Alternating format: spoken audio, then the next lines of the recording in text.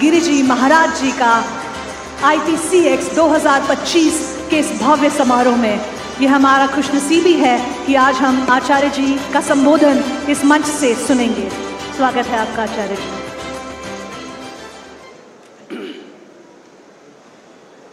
आपदामपहर्तारं दातारं सर्वसंपदां लोकाभिरामं श्रीरामं भूयो भूयो नमाम्यहम्।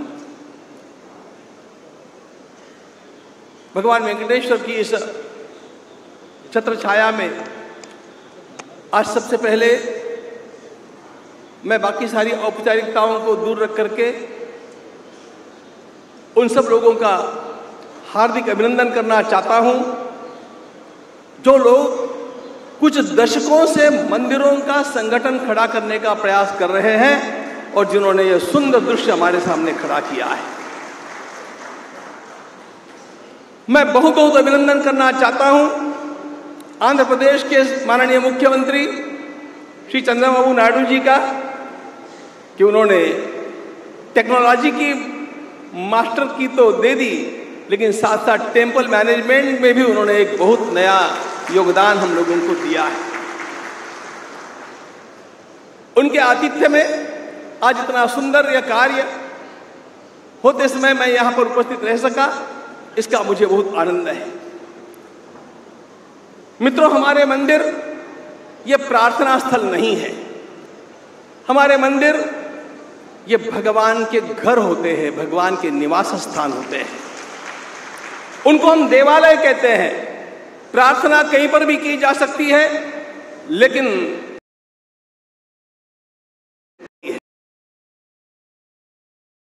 हम बैठते हैं वहां पर उसका आवाहन करना पड़ता है।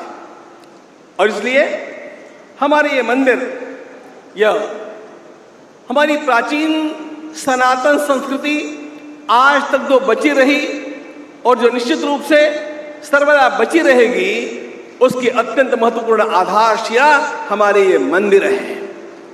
हमारे मंदिरों के कारण जो ऊर्जा समाज को प्राप्त होती है, उस ऊर्जा पर यह समाज जीता है।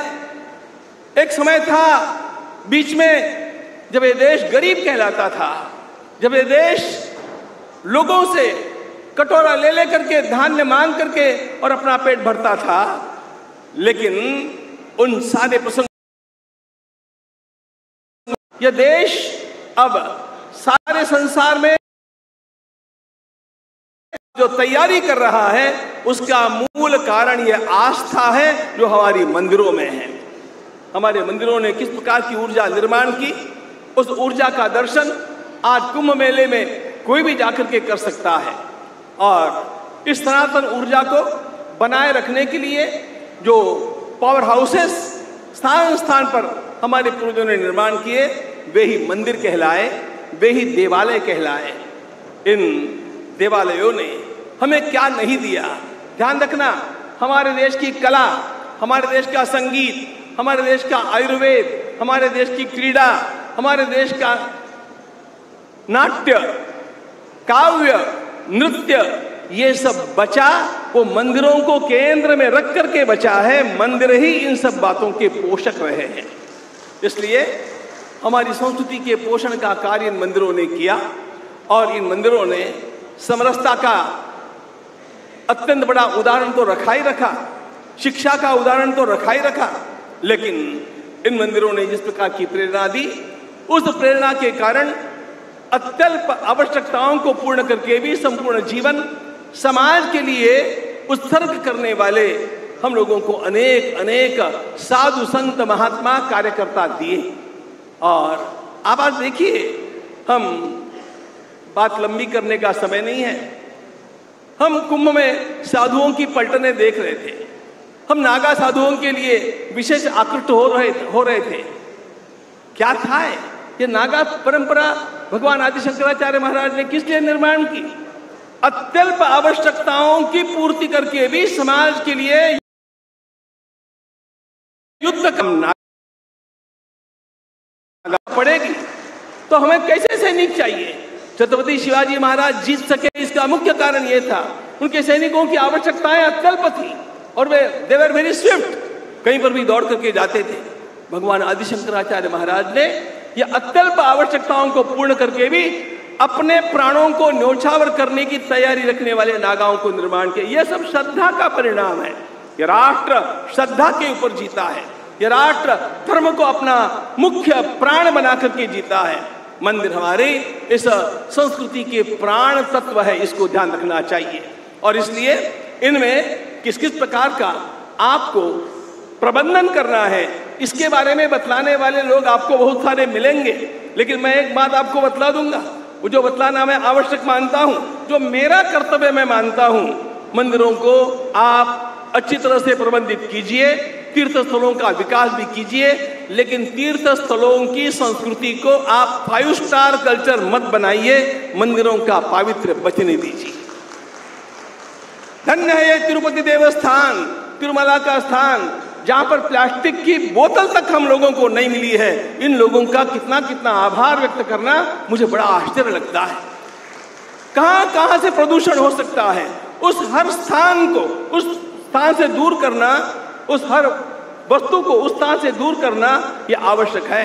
हमारे केदारनाथ में जो आपदा हुई थी मित्रों, उस समय जो कुछ पता चला, ध्यान में ये आया कि केदारनाथ की कल्चर को भी हम लोगों ने 5 स्टार कल्चर बनाना आरंभ कर दिया था।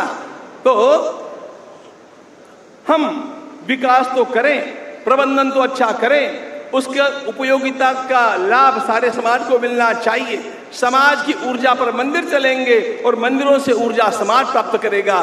दे आर रेसिप्रोकली रिलेटेड, और इस प्रकार परंपरा चलती रहेगी। और ये सब करने के लिए एक अत्यंत आवश्यक बात है। मुझे आश्चर्य है, आज इस पूरी सभा में एक बात का उल्लेख किसने किया नहीं किया मेरा ध्यान कदाचित नहीं गया होगा, लेकिन एक बात का मैं उल्लेख करना चाहता हूं, मंदिरों के ऊपर मंदिरों के भक्तों का नियंत्रण होना चाहिए, शासन का नियंत्रण मंदिरों के ऊपर नहीं होना चाहिए।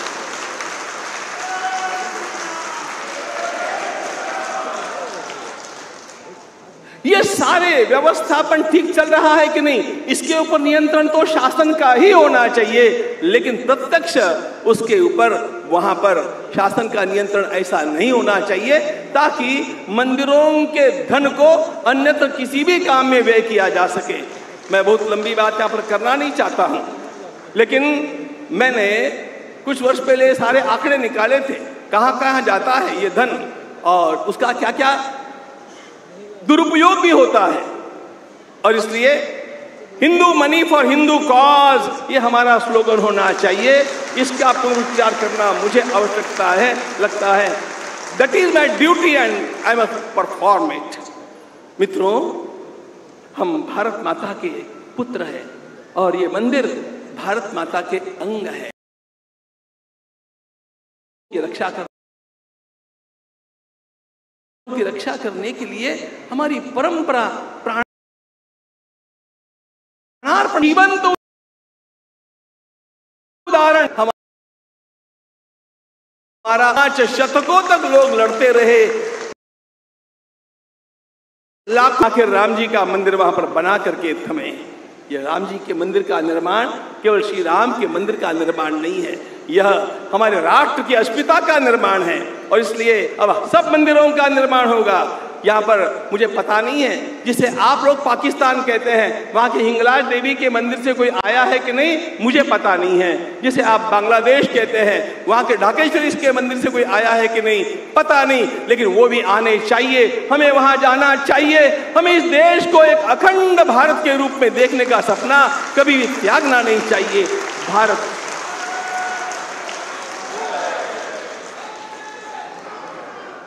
अखंड रहेगा, भारत समर्थ रहेगा तो संसार सुखी रहेगा। ध्यान रखना, संसार के मांगल्य के लिए भारत के समर्थ होने की आवश्यकता है, और भारत के समर्थ होने के लिए मंदिरों के अधिक समर्थ होने की आवश्यकता है। और मंदिरों के अधिक समर्थ होने के लिए आप जैसे लोगों को इस प्रकार यहाँ पर मिल करके अनेक बार बार बार मिल करके इस अलख को जगाने की भारत